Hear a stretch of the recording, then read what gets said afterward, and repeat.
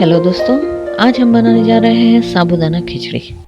इसके लिए हमें चाहिए 2 उबले हुए आलू, 1 कटोरी भिगोया हुआ साबूदाना, मूंगफली पाउडर, भुनी हुई मूंगफली का powder, black pepper, lime juice, जीरा, सॉल्ट एंड ऑयल। सबसे पहले हम तेल गरम करेंगे गैस पर और इसी में हमें आलू, जीरा और कटी हुई हरी मिर्च डाल देना है।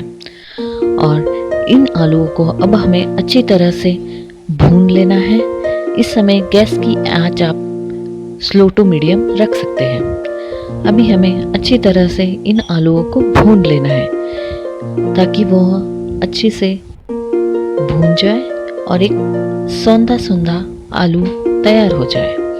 अब इसमें हम ऐड करने जा रहे हैं भिगोए हुए साबूदाने। ये साबूदाना मैंने 4 घंटे पहले पानी में भिगो दिया था। ये देखिए अच्छी तरह फूल चुके हैं ये साबूदाना।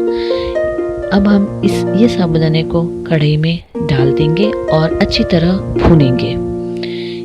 ये देखिए दोस्तों, इस तरह से हमें भून लेना है और इसमें अब हम मूंगफली का पाउडर भी ऐड कर देना है और ये दो सबको अच्छी तरह से भूनते हुए बनाना है। हमें गैस ढकना नहीं है दोस्तों।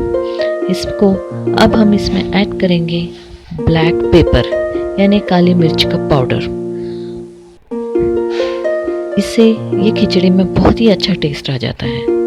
और ब्लैक पेपर के ऐड करने के बाद हमें इसे अच्छी तरह से मिक्स कर लेना है और इसके बाद हमें इसमें आधा नींबू निचोड़ लेना है। नींबू का रस से ये जो खिचड़ी है ये बहुत ही बढ़िया टेस्टी, एक खट्टी खट्टी सी लगती है और खाने में बहुत अच्छी लगती है।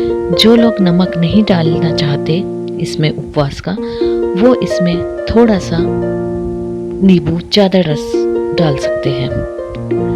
और ये देखिए दोस्तों, मैं इसमें थोड़ा सा और नींबू डाल रही हूँ क्योंकि मुझे खट्टा बहुत अच्छा लगता है खिचड़ी में। और ये देखिए दोस्तों, आपकी खिचड़ी तैयार हो चुकी है। Please subscribe to my channel. Thank you.